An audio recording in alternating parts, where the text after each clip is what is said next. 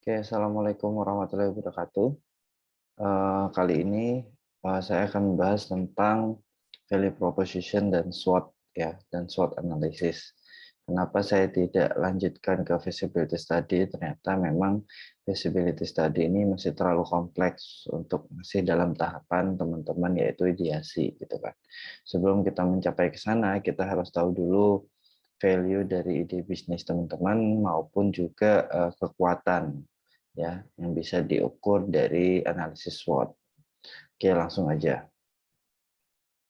Jadi apa sih value proposition itu kan? Ya, value proposition adalah bagaimana kita mencapai achieving fit ya atau bagaimana kita menemukan antara desain atau produk yang kita ciptakan, what product that we offer to our customer, dan customer kita why, dan mengobserve kenapa sih customer kita itu have to use our product ya. Jadi apa istilahnya mendapatkan klopnya itu loh dari produk yang kita buat dan kenapa customer itu harus atau kenapa mereka harus menggunakan produk kita. Ya, jadi value proposition Canvas itu terdiri dari kolom-kolom berikut. Yang pertama ada product and service. What are the product and service you can offer? Jadi apa produk dan service yang kita tawarkan. Kemudian gain creator, apa keuntungan yang bisa kita ciptakan dari produk kita. Kemudian pain reliever, apa istilahnya bagaimana kita menghilangkan istilahnya kebutuhan dari customer kita atau calon customer kita. Nah, kemudian yang kanan adalah asumsi kita terhadap customer kita. Ya, ini pertama ada gain, apa sih yang calon customer kita sebenarnya inginkan atau yang bakal mereka inginkan, what would make your customer happy gitu kan. Terus apa apa saja yang bisa membuat istilahnya job yang mereka lakukan itu lebih mudah atau bisa kita selesaikan tuh apa kayak gitu. Kemudian pains, apa aja yang menjadi pains mereka, what is annoying or troubling your customer, what is preventing them from getting the job done, apa aja kesakitan yang mereka rasakan dan apa saja yang mereka butuhkan. Dan job to be done, what is the job your customer want to get done in their work or life, what are the functions, social, emotional job your customer want to get done. Ya, itu nanti kita akan bahas masing-masing ini satu persatu di slide-slide berikutnya. Oke, yang pertama ada customer job. What functional jobs, what emotional job, what basic needs, what social job that our customer do. So, the first one is customer job, functional job ya. Jadi apa sih functional job? Functional job itu seperti ya apa ya, pekerjaan fungsional. Jadi misal saya sebagai dosen, kemudian ada juga orang sebagai misal memotong rumput, mau the lawn, terus kemudian ada orang yang pengen memakan makanan yang sehat ya, healthy as a consumer, write a report, help client as professional kayak gitu. Ya itu functional job ya, pekerjaan-pekerjaan fungsional yang dilakukan oleh seseorang. Kemudian juga ada social job. Saat customer kita itu pengen terlihat indah atau bagus ya, mendapatkan power atau status ya, contohnya misal menggunakan BMW, Harley segala macam, itu adalah social job akhirnya yang istilahnya pengen menambah status mereka gitu. For example, bagaimana akhirnya mereka pengen terlihat keren, look trendy as a consumer, or be perceived as a competent sebagai profesional, terlihat sebagai profesional itu dengan menggunakan brand kita atau produk kita kayak gitu. Kemudian ada personal dan emotional job. Nah, saat customer kita itu mencari apa ya istilahnya sentuhan emosional ya atau spesifik perasaan yang pengen mereka rasakan. Contoh misal, oh mereka pengen itu ada di tempat coffee shop yang nyaman, yang tenang, yang adem, misal seperti itu. Atau misal tempat kerja yang sepi, yang tidak ada gangguan sama sekali. Nah itu juga customer job yang istilahnya yang harus kita pengen ketahui gitu ya. Kemudian ada supporting job. Customer also perform supporting job in the context of purchasing and consumer value either as consumer or professional. Oke. Nah, ini sebagai contoh saya ambil Airbnb ya. Jadi ini kita bayangkan Airbnb ini dulu saat istilahnya memposisikan atau memberikan value kepada eh, kepada calon klien atau kepada customer. Oke, yang pertama customer job ya. Jadi dalam Airbnb ini kan pasti ada dua ya. Jadi ada sebagai penyewa maupun sebagai yang menyewakan gitu ya. Jadi yang biru ini adalah yang menyewakan dan yang orange ini atau yang kuning ini adalah si penyewa, gitu kan, customer job. Jadi apa saja yang harus mereka lakukan? Itu yang pertama adalah publishing ad ya. Dulu sebelum ada Airbnb itu kan mereka harus publishing ad segala macam supaya misalnya tempat atau rumah mereka itu bisa disewa orang. Kemudian managing reservation itu juga butuh pekerjaan yang berat karena harus memanage orang yang mau datang, mereservasi mereka dan segala macam. Kemudian yang diinginkan oleh calon penyewa adalah bagaimana misalnya membooking atau menyewa tempat itu secara gampang dan secara mudah. Oke, itu customer job dari Airbnb ya. Contoh sebelum mereka jadi. Kemudian customer pain, what barriers, what costs, what bad feeling, what difficulties, what risk gitu kan yang mereka rasakan. Nah, dalam contoh ide Airbnb ini ada kalau yang dari pihak penyewa itu adalah guest damage ya. Jadi banyak penyewa itu misalnya merusak merusak barang-barang, terus tidak menjaga tempatnya sehingga kotor dan segala macam. Dan bagi si penyewa atau yang ingin menyewa adalah keamanan dan kepercayaan dari tempat itu. Apakah memang terpercaya, apakah aman, dan segala macam. Ini kita bayangkan saat Airbnb ini belum dibentuk ya, jadi saat tahapan ide. Gitu.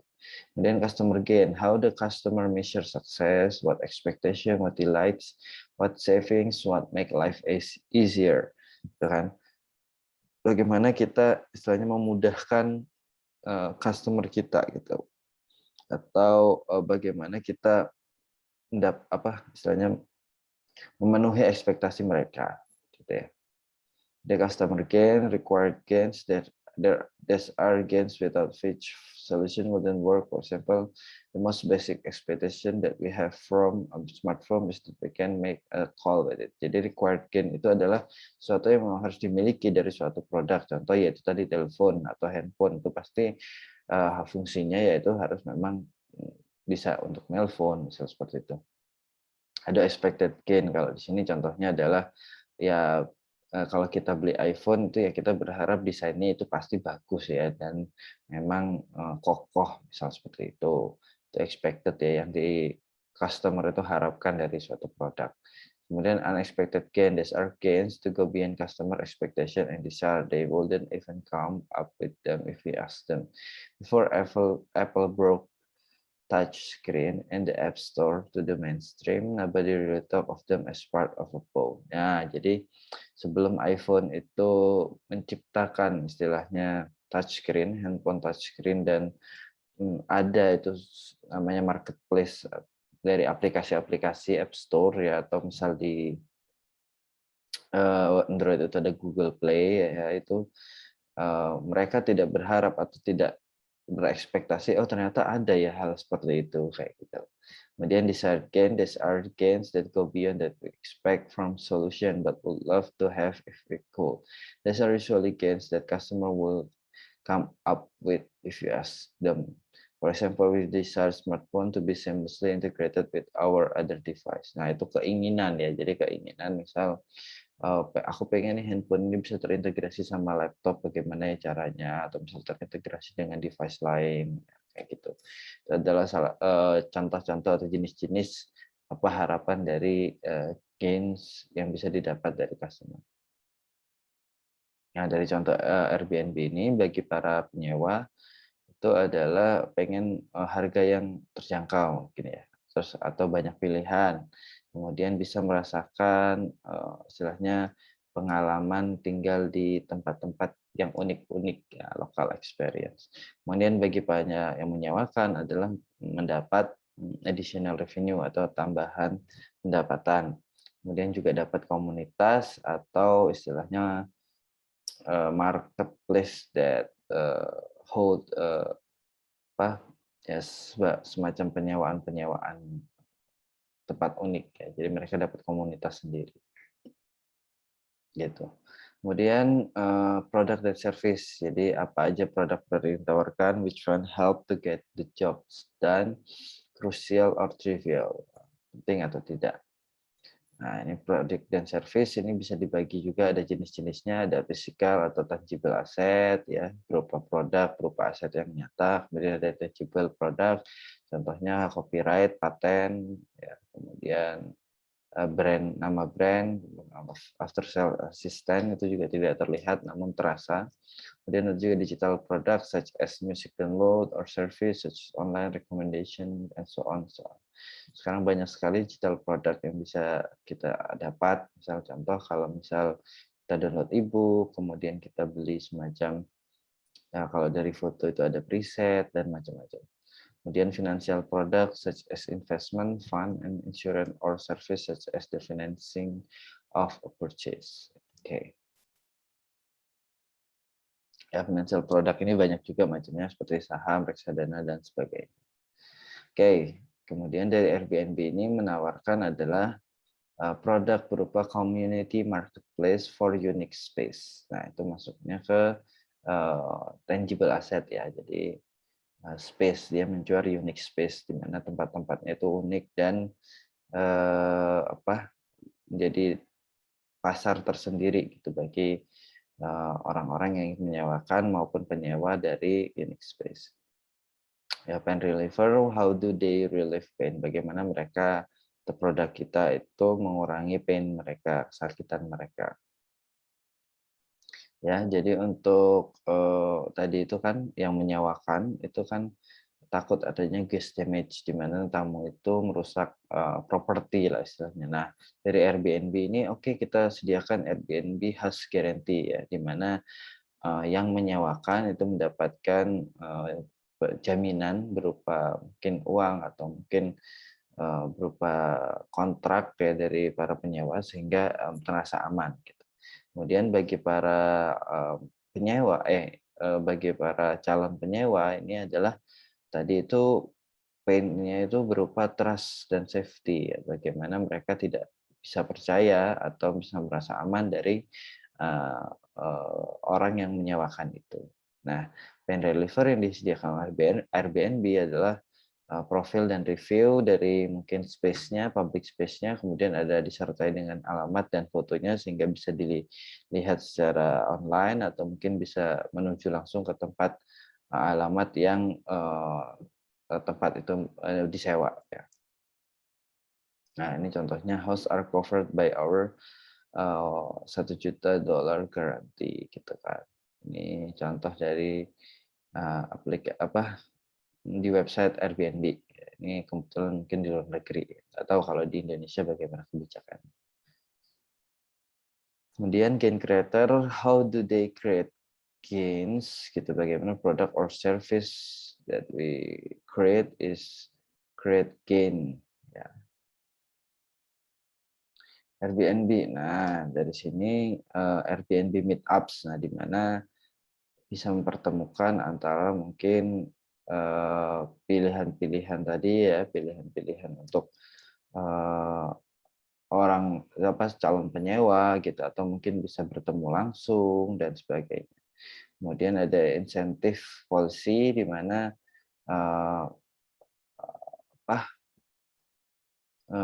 kebijakan insentif yang mungkin bisa mengurangi harga maupun istilahnya menemu titik tengah dari mungkin harga yang kemahalan maupun dari harapan dari si calon klien, incentive policy. Kemudian Airbnb TV ini adalah salah satu layanan, ya tadi saya search juga ternyata salah satu layanan yang diberikan Airbnb apabila si calon penyewa ini menyewakan tempatnya atau public space-nya atau mungkin rumah atau kamar yang tidak digunakan. Airbnb TV itu biasanya terintegrasi dengan banyak hal ya kayak Netflix, tadi ada HBO TV dan sebagainya. Itu adalah layanan gratis yang diberikan apabila kita terdaftar untuk menyewakan tempat kita ke Airbnb gitu. Itu juga salah satu fasilitas yang diberikan oleh Airbnb. kepada penyewa space, unique space. Oke, kemudian Lean Startup ini adalah metode percepatan ya istilahnya dalam mencapai bisnis model yang cocok dari bisnis kita gitu ya. Jadi apabila ide sudah terbentuk, itu untuk mempercepat dalam mengembangkan produk ini kita melakukan Lean Startup ya supaya mencapai ini tadi minimum viable product. Ya. Yang pertama adalah ideas. Nah, ini kita sudah ciptakan ya minggu kemarin. Sekarang kita build ya di tahap build ideas tadi ya. Nah, kemudian setelah build dalam tahap build ini kita harus mengisi tadi itu ya value proposition canvas ya. Value proposition canvas. Kenapa sih produk kita itu harus dibentuk gitu ya? Atau produk atau jasa kita itu harus terbentuk? Apa sih value yang bisa kita berikan kepada customer atau calon customer kita? Apa sih gain yang bisa kita ciptakan dan apa sih pain reliever yang bisa kita ciptakan sehingga adanya match yang cocok dari produk atau service yang kita tawarkan. Nah, kemudian di measure setelah kita buat, setelah kita isi tadi ya VP Canvas-nya, kemudian kita measure dengan mungkin test your customer assumption. Jadi misalnya calon customer kita yang tadi kita asumsikan, kita tanya nih, what your biggest headache gitu kan? Apa yang menjadi istilahnya kesakitan atau yang bikin pusing dari pekerjaan kamu atau yang kamu lakukan saat ini. Misal saya sebagai dosen, misal saya itu pusing kalau misal adanya internet yang lemot, misal seperti itu, atau adanya mungkin website-website yang menyediakan e-book namun berbayar, misal seperti itu. Nah itu kan bisa jadi misalnya produk dan service yang bisa ditawarkan atau pain reliever yang bisa ditawarkan. Itu contoh ya, misal pekerjaan saya, customer jobs-nya itu saya, misal seperti itu. Customer job saya adalah membuat materi, misal seperti itu, melakukan pengajaran, kan seperti itu. Ya, kemudian setelah tadi dites ya kan, kemudian kita tahu oh jawabannya ini. Kita belajar sesuatu ya kan, setelah di measure tadi kita kan pasti dapat data tuh ya kan. Kita dapat data, akhirnya kita belajar sesuatu nih. Oh iya ternyata salah asumsi saya, oh ternyata benar asumsi saya. Nah, setelah misal kita tahu, nah ini kita baru bisa dirubah-rubah lah. Kita adjust lagi asumsi-asumsi yang sudah kita buat. Kemudian baru jadilah value proposition yang sesuai dengan calon customer kita. Gitu ya. Oke, mungkin sampai sini paham ya. Jadi tadi bikin VP Design, VP Canvas berdasarkan produk dan service dan customer job yang ingin kita ingin kita atasi gitu ya. Nah, kemudian ini analisis SWOT, saya rasa teman-teman di sini sudah paham semua ya, sudah banyak yang paham analisis SWOT itu apa gitu kan. Jadi analisis SWOT itu adalah singkatan dari strength, weakness, opportunity, dan threat ya. Jadi istilahnya singkatan dari kekuatan, kelemahan, peluang, dan ancaman gitu. Jadi dalam sisi ini gitu ya, eksternal itu ada opportunity, dan threat. Jadi eksternal itu dalam artian di luar perusahaan kita atau yang tidak bisa kita yang tidak bisa kita kontrol. Contoh opportunity ya. Jadi kan adanya kesempatan dalam membuka usaha, dalam istilahnya kita membuat usaha itu kan tidak bisa kita kontrol. Kita hanya bisa melihat dan bisa kita analisis sendiri gitu, dari lingkungan yang ada. Atau misal threat ini berupa ancaman ya, ancaman yang dihadapi oleh eksternal dari perusahaan kita. Kemudian di internal kita bisa menguatkan dari strength-nya gitu, kita bisa list kekuatan-kekuatan apa saja yang dimiliki oleh perusahaan kita. Kemudian weakness juga kelemahan-kelemahan apa aja yang dimiliki oleh perusahaan kita. Nah, itu semuanya harus di list ya. Oke, mungkin itu ya, apabila kita telah mengenal kekuatan dan kelemahan lawan, sudah dipastikan bahwa kita akan dapat memenangkan pertempuran. Ya, jadi itu tadi, apabila kita sudah tahu, kita sudah analisis dari kekuatan internal maupun eksternal kita, threat kita, atau opportunity kita, dan nanti insya Allah ide bisnis ini bisa untuk dikembangkan secara cepat. Kayak gitu. Ya, sama yang tadi sudah saya jelaskan, strength itu kekuatan, opportunity itu situasi atau kondisi yang merupakan gambaran peluang ya di luar. Tidak bisa kita kontrol. Kayak gitu. Threat itu ancaman yang mungkin organisasi atau perusahaan itu bisa timbul atau apa ya yang harus dihadapi lah. Ya, mungkin banyaknya kompetitor atau mungkin ada regulasi pemerintah yang susah dalam masuk ke industri ini dan sebagainya. Saya rasa SWOT ini mudah ya dan teman-teman bisa pelajari sendiri dan banyak sekali contoh-contohnya. Mungkin itu aja. Jadi tugas ya tugas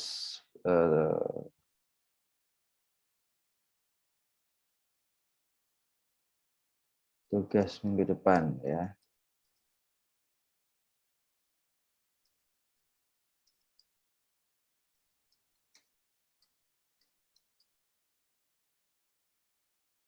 Nah, tugas pertemuan berikutnya ini teman-teman membuat membuat value proposition canvas dan SWOT analysis. Oke.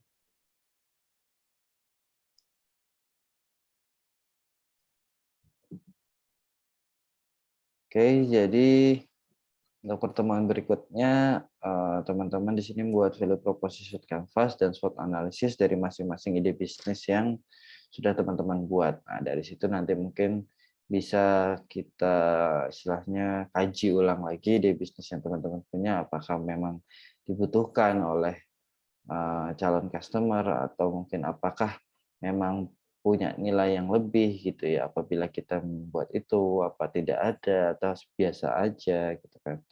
Atau memang dari SWOT analisisnya ternyata memang baik gitu loh, artian bisa diciptakan apabila dengan kondisi yang ada saat ini atau misal kondisi yang ada di daerah masing-masing teman-teman akan buat atau realisasi ide bisnisnya gitu. Oke, mungkin itu saja dari saya. Semoga materi pertemuan kali ini bermanfaat ya. Silahkan pelajari sendiri. Mungkin ada yang kurang jelas dari penjelasan saya mohon maaf. Nanti bisa dicari-cari sendiri atau di-searching sendiri kekurangannya apa dari saya ya. Ya banyak sekali materi dari value proposition canvas dan value proposition design dan juga dari SWOT analisis gitu ya.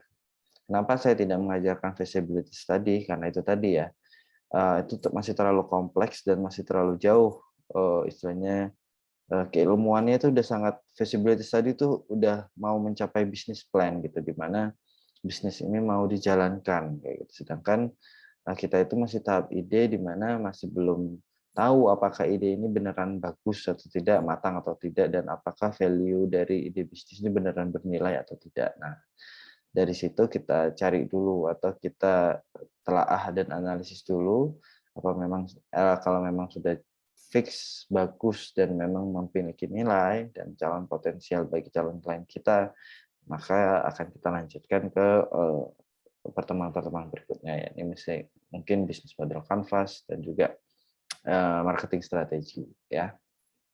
Oke, mungkin itu saja dari saya. Kurang lebihnya mohon maaf. Wassalamualaikum warahmatullahi wabarakatuh.